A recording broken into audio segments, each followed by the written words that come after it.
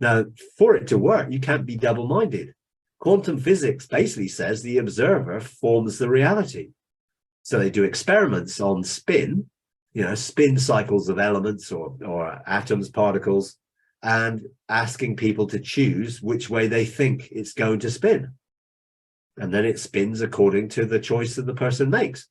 And you've got all sorts of double split experiments in terms of light being a wave and a particle, and it's the observer that creates it from one to another. So it forms reality when it's observed or measured or engaged with. Well, that sounds spiritual to me rather than scientific. Well, we had kind of big news here. If you don't mind, David, I'll jump in. But we had big news here in the United States, particularly in Texas. Elon Musk was within 5 minutes this morning or this afternoon for you of launching the Starship, the largest ever rocket, right? And one of the things he talks about, Mike, when he describes Starship is that it's a method to create more interplanetary, mankind. And so I just find that very fascinating with sonship, mystic sonship, and that we are already, and you've been moving in that realm already in the spirit, and that it's kind of manifesting now in the physical. I just wanted to see if you could speak into that and what you think it means for the earth here. Well, I think it was always God's intention that we would increase his government and peace throughout the solar system and beyond. Obviously, we don't want to take it out there with a lot of nonsense associated with the tree of the knowledge of good and evil. So there's a sense where man's best can also try and do what God wants to do, but the motives may not be the same.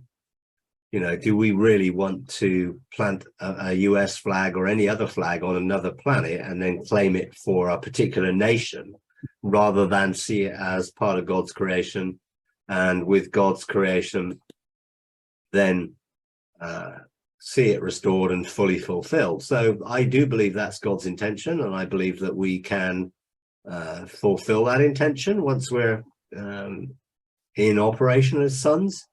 But I also feel that there are other transport systems that are not actually necessary to take starships, in that there's wormhole technology, gateway technology between all the stars and between all the planets, which are very short trips, not needing months or years or cryogenics or whatever to go billions of miles or loads of light years.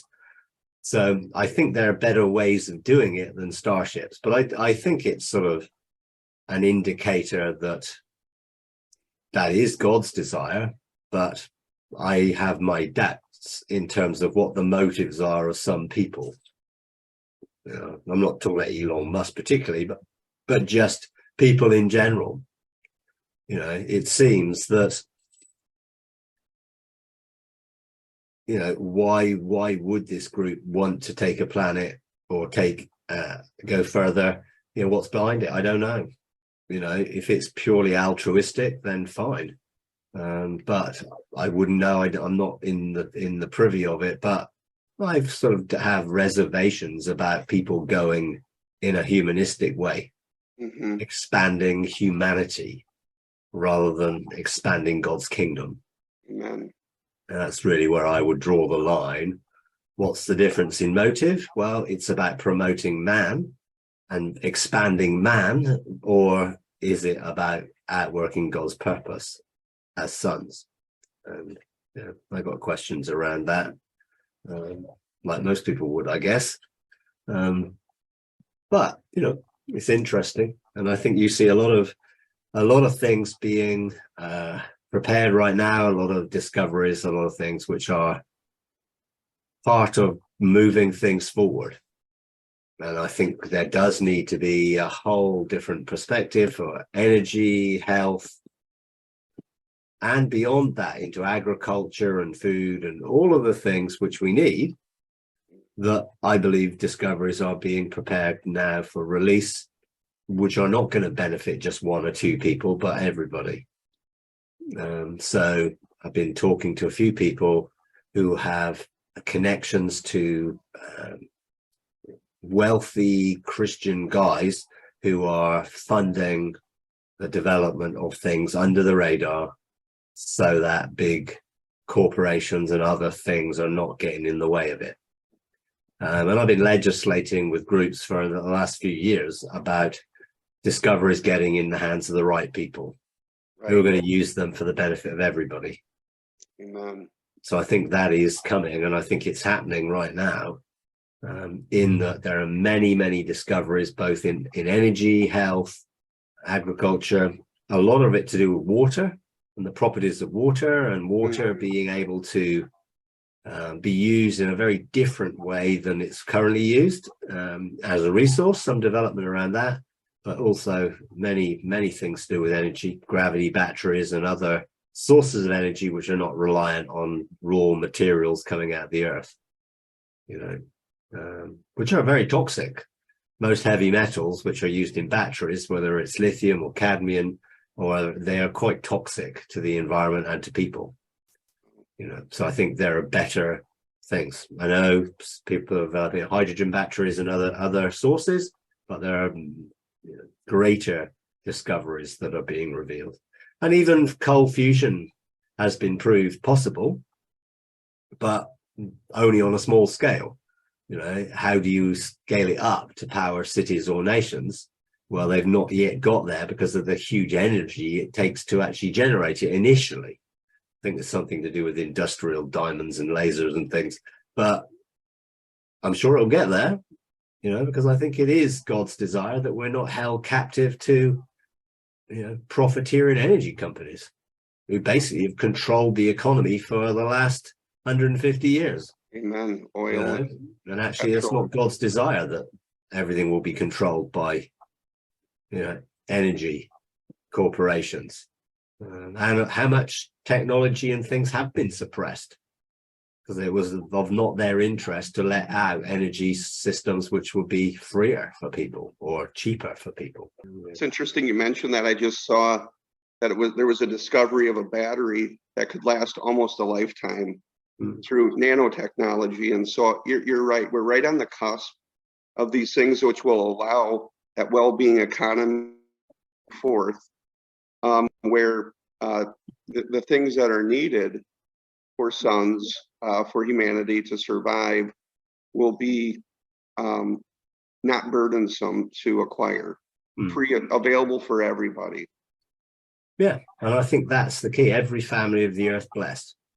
Amen. Not just some people.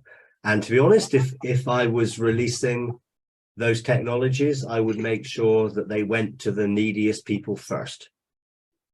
Where there's drought and famine and other things, when there's new forms of agriculture or irrigation, gel water and other things, I would be looking wisely to roll things out to make sure that the poorest and the worst off got things first rather than the other way around, which is generally what happens. It trickles down.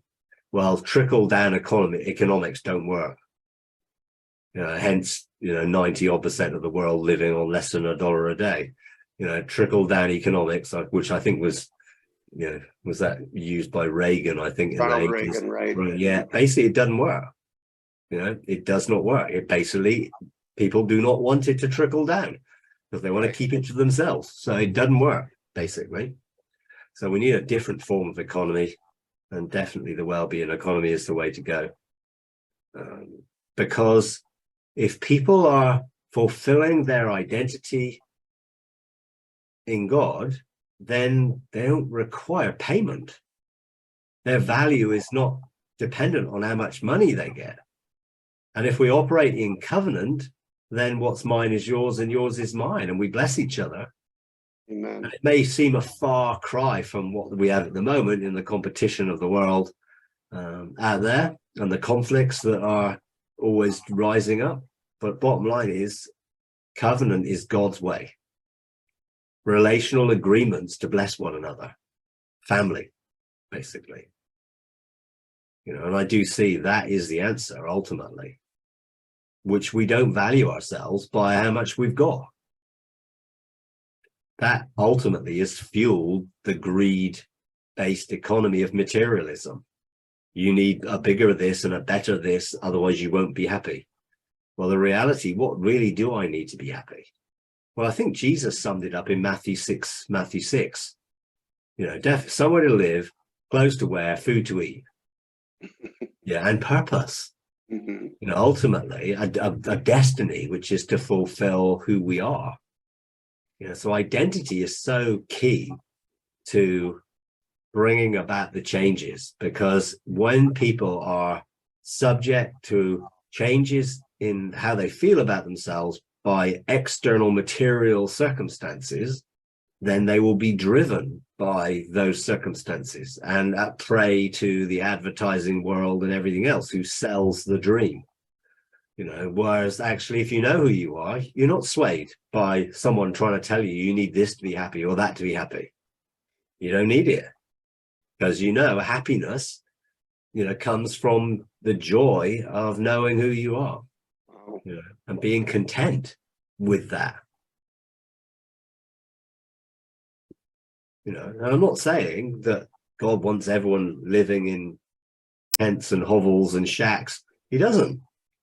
But there's plenty of resource to go around that everyone would have more than enough, and plenty to bless each other with. Yeah. And ultimately, that is not just money. Wealth is not money. Wealth is the attitude that says, I have all that I need, and I'm generous with who I am, really. Knowing your identity is living in a place of wealth, because you are the greatest resource, and everyone is, because God has a plan and purpose for everyone's life. And each of us, if we saw the value and worth of who we are in our identity, would realize that we are vital to God's purposes and plans, which is why identity is so, so important, to truly know the reality of who you are and not be swayed by anyone's opinion other than God's. What God says counts. Anyone else, I measure it against what God says. And if it doesn't line up, I dismiss it. Okay, so the question is concerning our DNA. I heard a short clip of you yesterday, and you mentioned that we can take our DNA into the courtroom. Now, that really, really made sense to me. How far can we go with that? Can we go into our genealogy? Can we go into our children, parents? Could you talk about that a little bit? Yeah, I think when dealing with transformation at a genetic cellular level, then we're looking to be living sacrifices that God prepares, changes, transforms us. The temptation of doing it ourselves is quite high, to become very introspective and trying to go back into generations and find out this and find out that. I want my DNA to be aligned to who I am as a son of God, and I don't want anything in my genetic material which is contradictory to who I am and who God made me to be. And I do believe the power of communion will bring about the life of Jesus in me, which will bring about change and transformation at a genetic level, cellular level, and every other level, to bring about me being whole. Can you take the DNA into court? Well, yeah, you can, and you can see if there's accusations against you that give some legal right, depending on seed lines which are not designed in your DNA. So you can, and you can hear the accusations. The key is only do that stuff when God says so. I think that's the key. Don't just think, right, I'm going to systematically take every bit of DNA and I'm going to go and do this, and I'm going to go and do this, and I'm going to go and do the court to it. Because you end up, you can just go round and round chasing your tail, trying to get down to the, smallest minutiae of change. Well, actually, let him do the change. Let him set the agenda, And if he gives you insight into dealing with something in your DNA, well, then by all means, yeah, take it to court, see if there's accusations. There's other ways of dealing with DNA in the sense, for me, it was like, okay, I'm a living sacrifice. So I'm completely open to the light of God to show me if there's anything, any darkness within my genetic makeup or any seed which has not come from those intended sources, which are, people, any other mixture of seed, whether serpent seed or Nephilim seed or any other type of genetic aberration that has somewhere in the past been mixed in with my family line's genetic material. And I did have some of that in my genetic material, but how I dealt with it was I would present myself to God every day. I would take communion every day, and I would wait to see if he showed me anything that I needed to deal with. And then I would specifically bring that intentionally into the sphere where the life of God was impacting on it and changing and transforming it. He does the metamorphosis. He does the transformation. I just make myself available. And I think that's the key. The high priest prepares the sacrifice. The sacrifice doesn't prepare itself. Because there's a temptation in the, I don't see myself as good enough or pure enough or righteous enough, so I got to do some fixing myself. Otherwise, I'm not acceptable. Well, the reality is you are the righteousness of God in Christ. You are acceptable. You are a new creation. Anything which is not aligned to that new creational reality as God declares it, then yes, by all means, God will bring about change and transformation of that. But per se, I think we just need to enjoy life and then let him deal with anything that causes us an issue or a problem or comes to the surface. I would, in the past, probably have been quite systematic in my approach to things. Like, I'm going to deal with this and I'm going to go through this process. Whereas I'm all for everyone having all the tools they need in the toolbox, but only using them when you need to. It's very handy having a hammer to bang in a nail. Using a screwdriver is not so helpful, but banging in a screw with a hammer is also not very helpful. So you need the right thing at the right time, and it's great to have all the things and resources at our disposal, but then use them when you need to. I would say that's the key in all transformation. Let him set the agenda, rather than us thinking we have to sort ourselves out. Yes.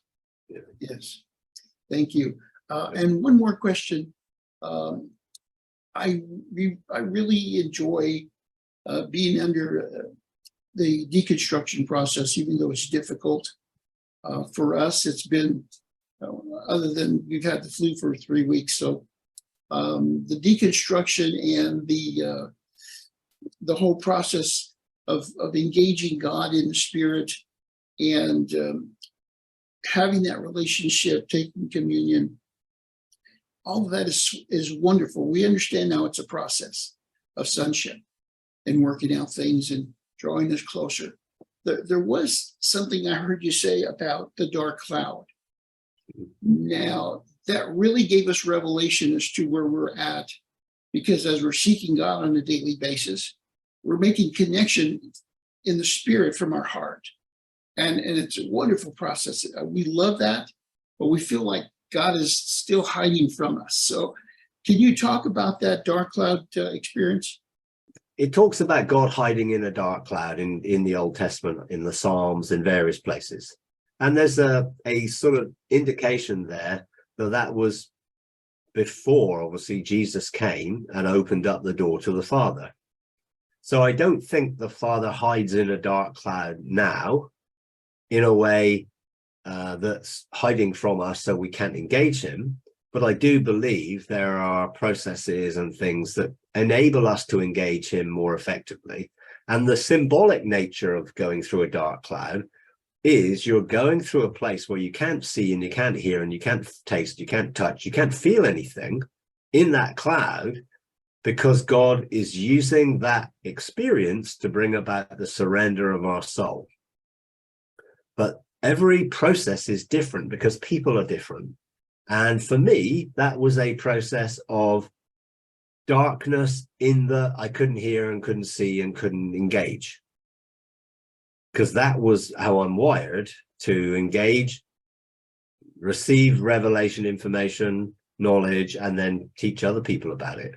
So who was I if I wasn't able to do that? Now, it showed me that my identity was coming from what I was doing, even doing the right things.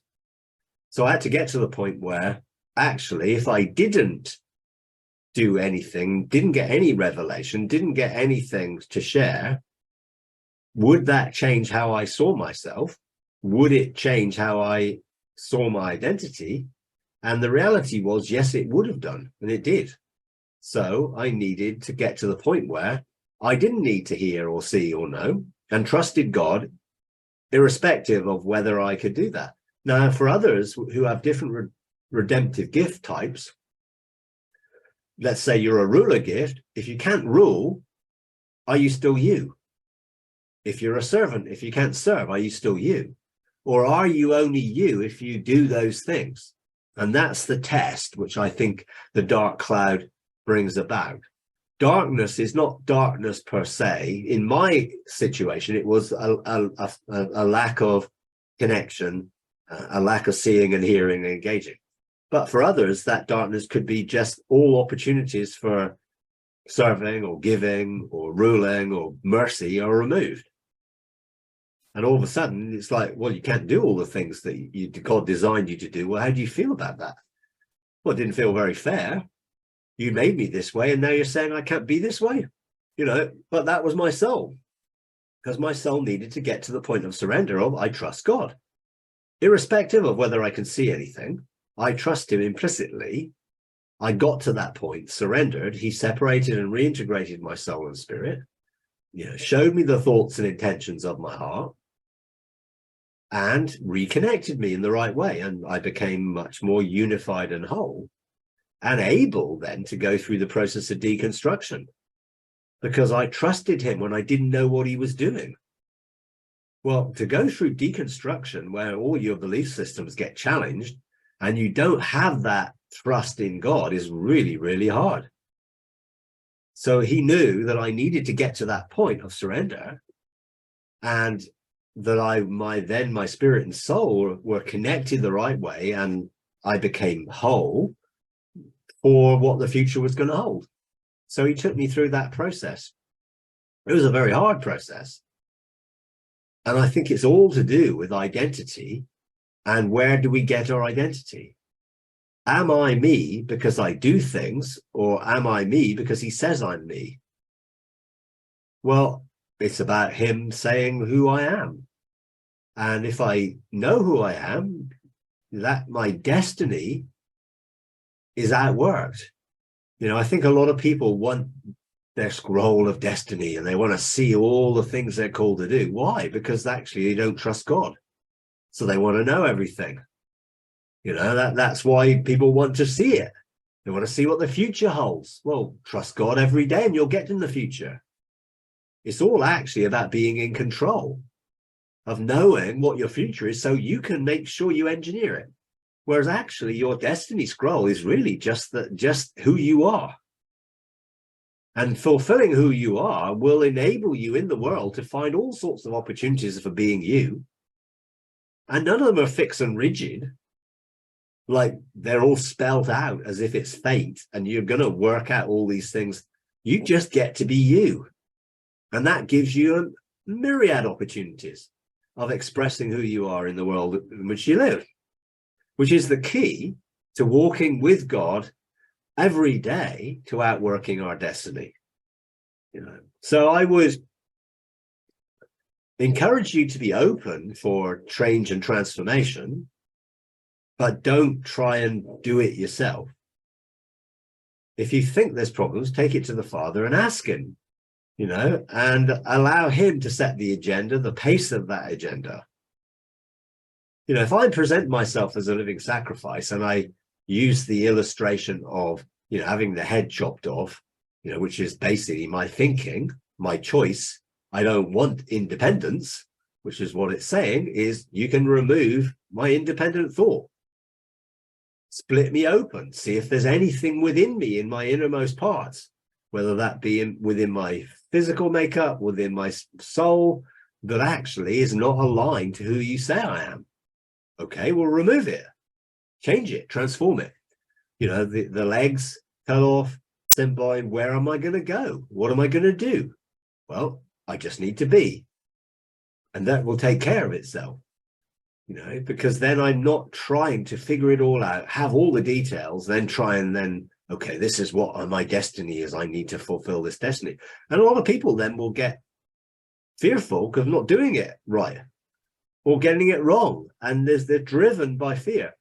Whereas I know God loves me, whether I never did another thing ever make any difference to him loving me. And I know who I am, whether I do anything or not. You know, so I'm in a place where the doing outworks from the being, and then I can flow in a natural way. And I only have to align my thoughts with his thoughts. So let's say someone contacts me and says, I want to interview you. Okay, so what do? I take that to the Father. Does it feel like this is the Father's invitation for me? Yeah, it feels good. It feels it resonates with it. Okay, I'll accept the invitation. If it didn't, I wouldn't. Because I'm not beholden to do an interview with anybody if I don't want to.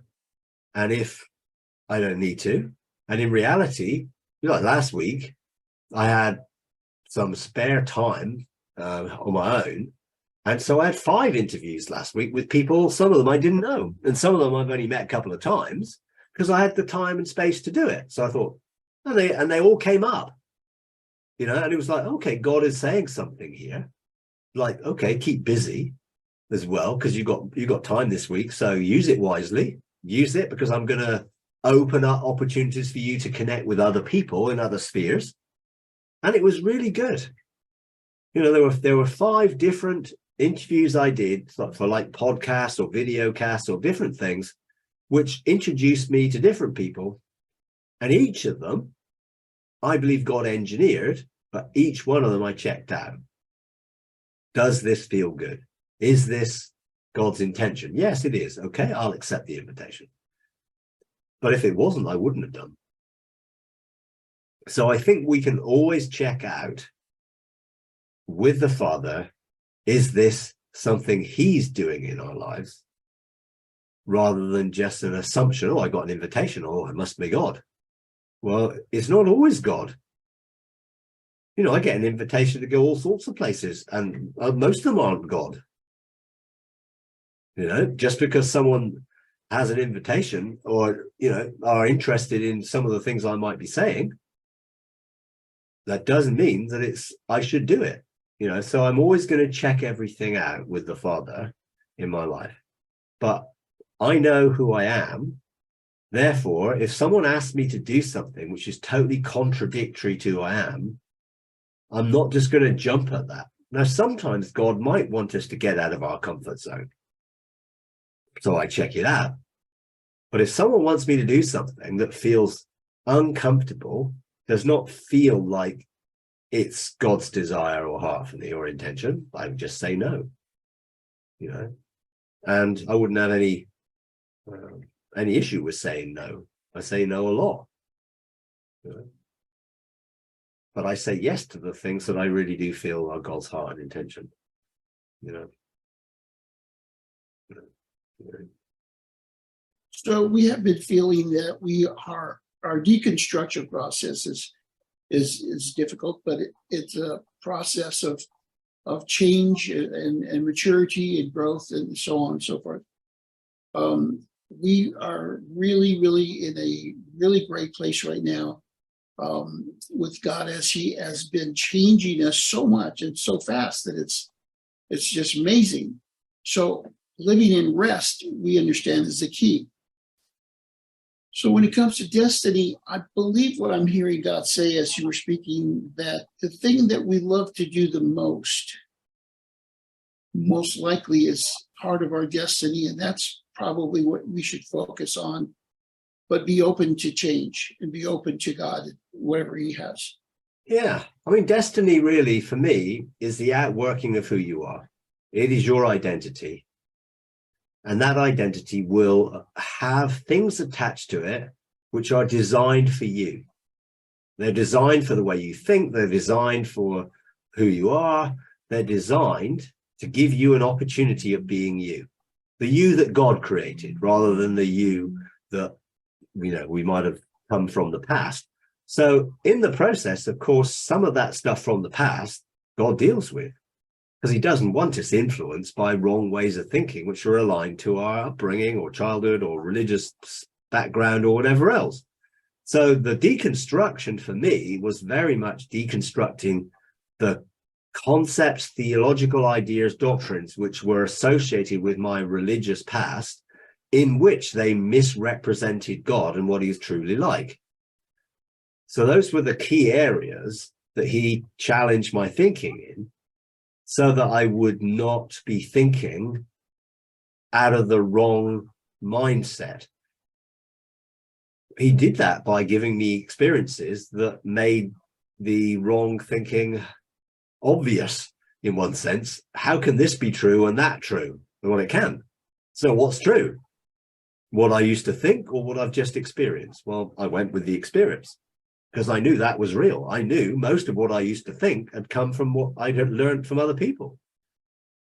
So I wanted to be directly receiving revelation from my experiences with God. And of course, that would bring about a change in my thinking, which would enable me to think in alignment with God, and therefore come to that place where I was not molded by the world in which I've been brought up in, but I was shaped by who God says I am. And I think that really is the key. And sometimes the things we like to do can be associated with the things that we've been programmed by. They're not necessarily things that are actually part of who I am, but there are some things that inherently just feel right. I'm drawn to certain ways of engaging or doing or just being. I'm drawn to that because it's just me. Just feels that that's how I am. God wired me that way, so I'm content with that. Now, there are other things that I sometimes have to do because they're the relational way of doing it, and sometimes I have to almost check myself from doing it the way that I might have want to do it to actually make sure I'm doing it the way the Father's heart would do it. So that again is just that check and balance of the frequency of God's heart and just being sensitive to those things. Because as I have found more joy in my life, I've enjoyed doing the things that are more creative and more in a creative sense. So I like the outdoors. I mean, I like being in the garden. I like doing stuff. I don't find it in any way hard work or something that's a duty. I just, there's an opportunity of doing this. I see something that can be done. Oh, great. I can go and do that. Yeah. And I enjoy that. And I enjoy the fact that God enjoys me doing it because he likes me to be connected to creation, which is, part of what he's doing in sonship is reconnecting us to creation. So personally, I found for many years, I was so busy doing the Christian thing, I'd lost touch with creation and with my creativity. So as I had more time in intimacy with God, God rekindled his image in me, which is a creative image. And I found that I like doing creative things. I like making things with my hands. I like doing actual, projects in the garden or around the house, or I like making things. So over the last few weeks, we've been getting ready to fit some new garage doors. And they were hardwood garage doors, and we had to prepare them and paint them, and I had to get all the hinges and everything. So yesterday, put them up. And it was like, I've been waiting to get those things up, but I had to be patient because I wasn't doing the painting. I would have painted them within 2 days and had them up, but I had to wait like 2 weeks to get all the coats done and all the base coat. And I'm like, I just want to get them up because for me, I wanted to see them in place. No, I had to then just temper my enthusiasm for getting them up to make sure they went up the right way.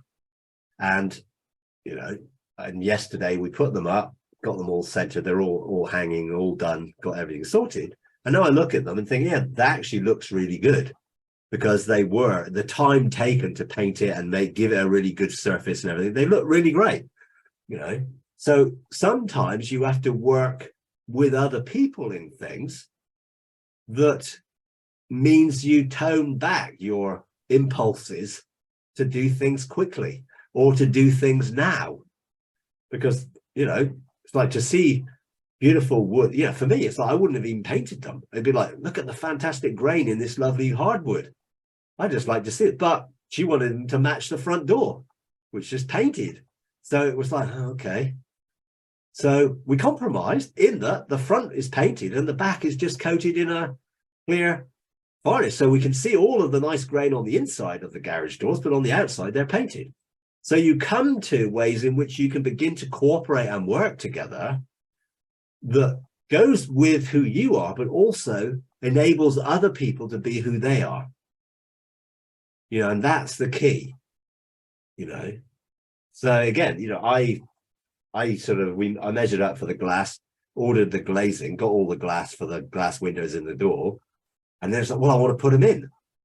And it was like, well, let's wait until we get them up before they put them in. Then there's less likelihood of damaging them. I thought, yeah, I suppose so. Yeah, I guess that's probably a good idea, because I'm just want to do stuff, in that way, because I enjoy doing it. So God has sort of unveiled that my destiny is to enjoy life and be me in a way that I can be a blessing to other people. And also taking note of other people's destiny and making sure I don't ride roughshod over it. And make sure that I respect other people's ways of thinking and doing, which is why, understanding redemptive gifts is really important, because we can get really frustrated with people who don't think like us.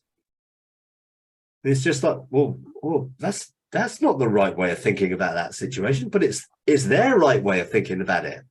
It's not mine. I look at that situation and think, I can't eat. Why would you think that? But they do, because they're coming at it from a different perspective. But when you get the full picture, you see that there are other perspectives that help you to see the fuller picture of anything, which is why there are different redemptive gifts that people are given by God to represent Jesus. Now, I think ultimately will probably be a much fuller representation of all the redemptive gifts than just the one or two that we tend to sort of focus on, because we're becoming more like him. So, there are certain of those redemptive gifts that I find frustrating, particularly those people who get distracted, because I'm focused. When I say I'm going to do something, I do it in the right time. But people who are mercy gift, they get distracted by someone who's in need. And then they forget what they're doing, which to me is really important because you said you were going to do it, and they get distracted and they're off doing this other thing. And then I'm like, well, why didn't you do what you said you were going to do? Well, I've got this opportunity of blessing this person or helping this person. I'm like, "Rrr." But that's their way. And I have to give them the leeway to be themselves. Otherwise, I'm saying, you've got to be like me. And then if we're all the same, then most things wouldn't get done. Because I will be focused doing this, and I would not be even looking at the opportunity that was there, that someone else is sensitive to. So God is wise in how he has put the body together, made up of people with different gifts and styles and characters and everything else, to enable a lot more to get done in different ways than I would do them. But you have to learn to be sensitive to it.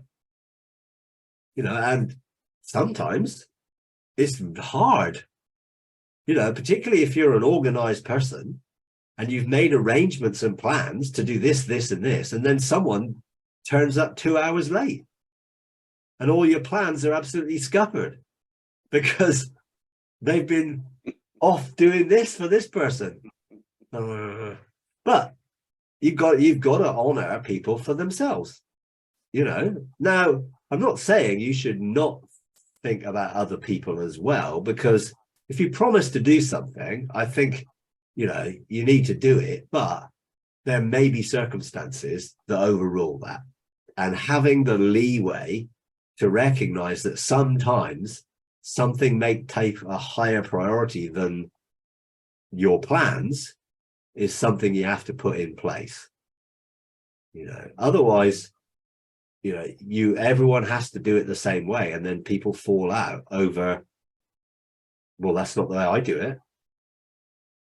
Well, that's okay. You do it your way and I'll do it my way. But then when we come together to do something, we have to accommodate one another within that picture. And that means we can work together and be in union together, even though we're doing things differently or see things differently, but we're actually coming together in a way which enables both of us to function in that situation. And I think, God knows what he's doing, and he's made us the way he's made us because he knows best ultimately. And I think it's important to celebrate that, and to celebrate difference, and to celebrate diversity, that people approach things differently, and I think that's good. And I think God is a multifaceted, manifold God. And, he's not just one facet. He's multifaceted. Therefore, there's multiple people that fulfill some of the aspects of God's character and nature as a multifaceted God. And I got to be careful I don't dismiss some of them because they don't look as shiny as other ones. Yeah. Sounds like you're talking a lot about some of the things from the Engaging God program with Limitless Grace, Mike. And I was drawn to the string theory. You've discussed a little bit there.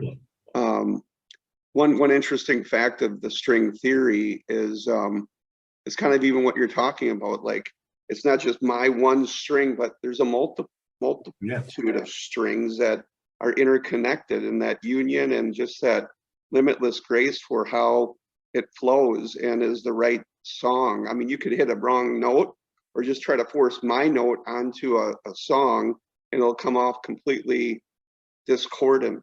Yeah. And so I really, and I just wanted to ask you about this. I didn't really know much about string theory. If you could talk about, you mentioned in 2010 you had a quantum mechanics theory session from Holy Spirit about string theory. If you could talk a little bit more about that. Well, I think the first time I really went into heaven in 2010, that's what I was given, teaching about, and I was taken aback really, because I didn't expect that. I didn't expect a science lesson or a quantum physics lesson, and I didn't like physics. I come from a science and biochemistry background, so I don't know, physics was too theoretical for me. But it looks at how the world works, the forces and all of the things that are behind what you see with your natural eyes. So when I went into that realm, when God, I guess, started talking to me about frequency and vibration and energy and 0 point energy and all those things, it was like, this sounds weird. In fact, it sounds really new agey.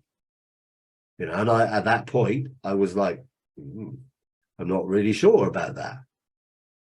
But I didn't doubt the experience. I just didn't know what it was getting at, really.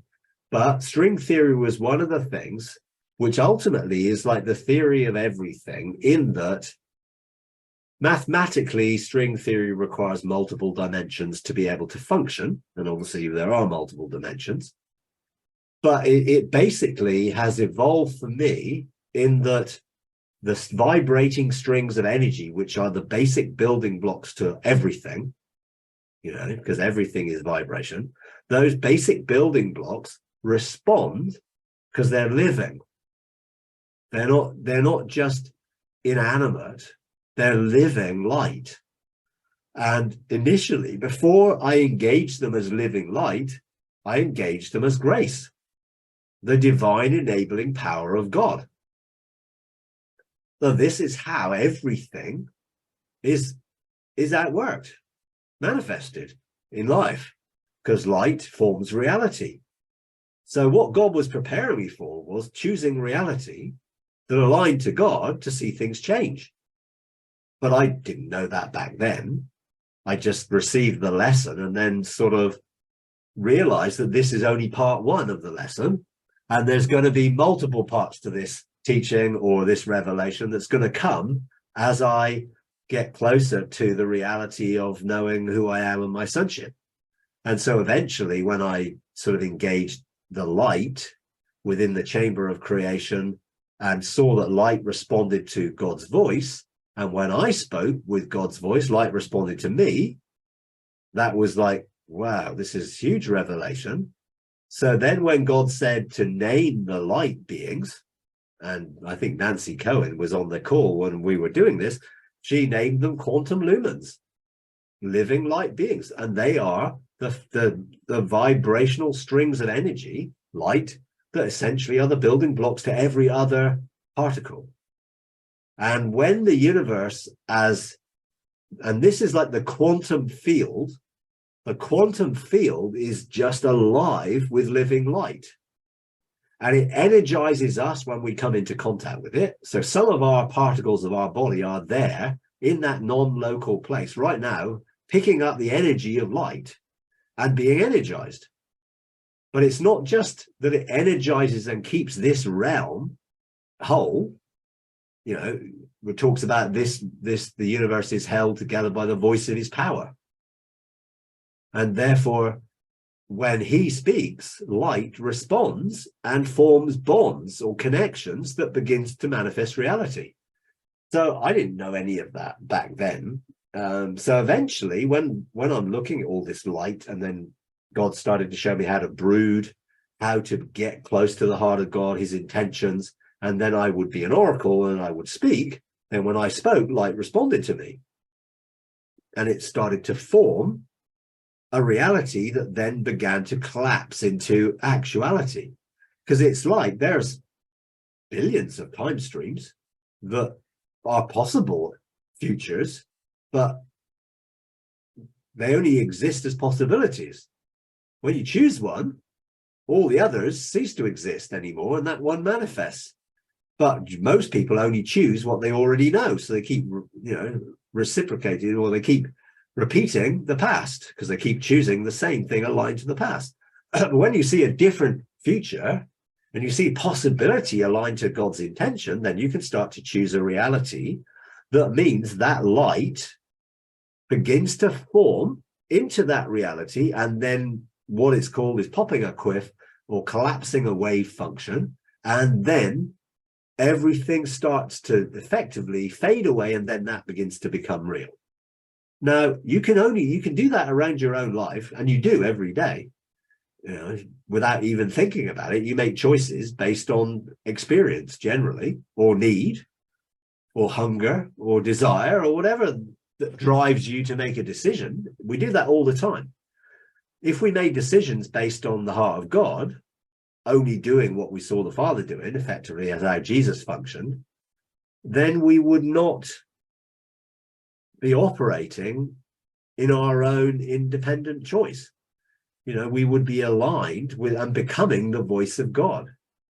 Now, inherently, because we are creative, we can choose the reality in which we live, but it's tied to our past and continuing to function in what we know. When God starts to give us revelation, then we can begin to choose something different. Now, for it to work, you can't be double-minded. Quantum physics basically says the observer forms the reality. So they do experiments on spin, spin cycles of elements or atoms, particles, and asking people to choose which way they think it's going to spin. And then it spins according to the choice that the person makes.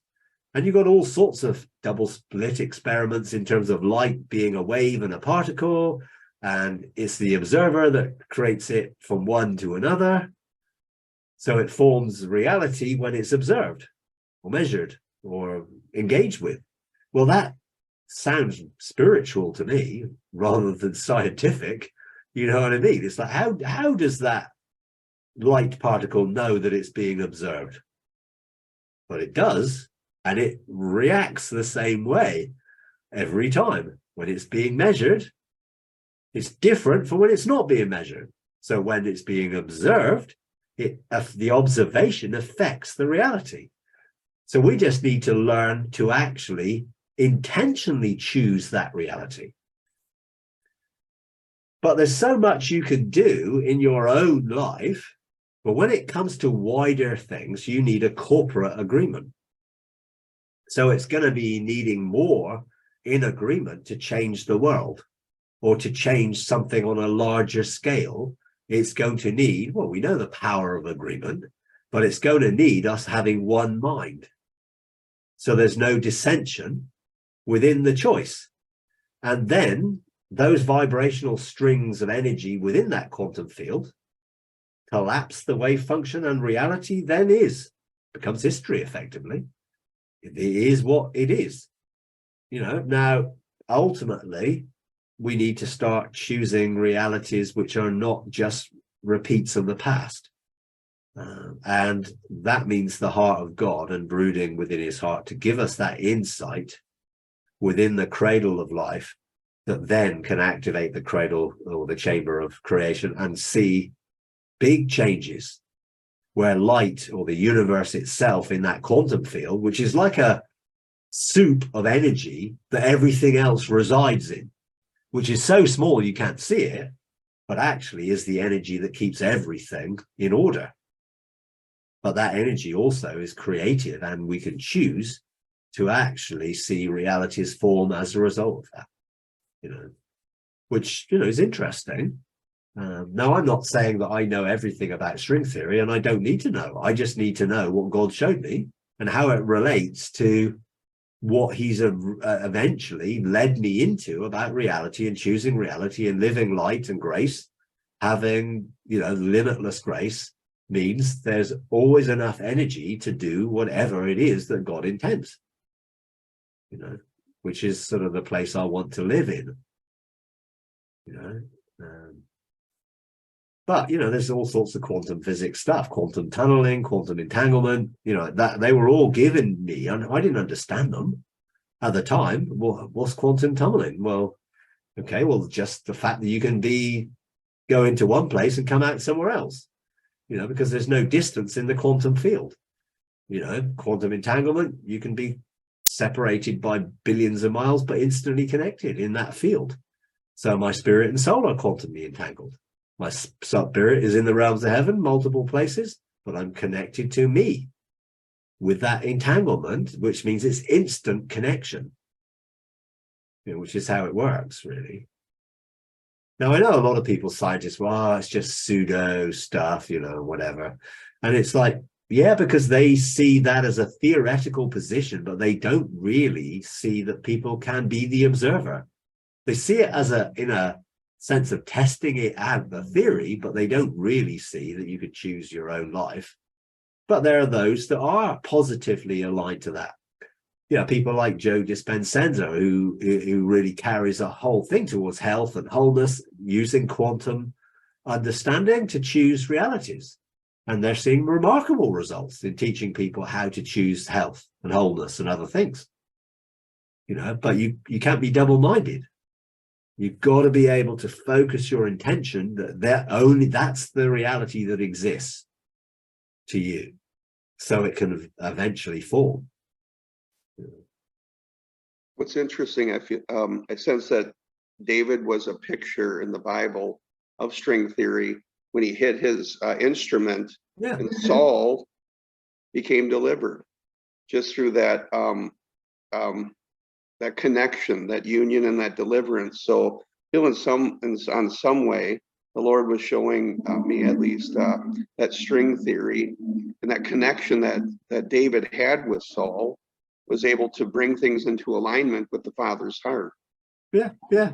I think there's all sorts of ways of looking at it, all sorts of ways that some people will see it and interact with, which will be like, oh, I never thought about it that way. But they're all connections, they're all ways of seeing how everything is unified. This unified quantum field means that we are connected to everything and everyone ultimately. We just need to be able to see that outwork as God intended in the beginning, which is going to require some restoration.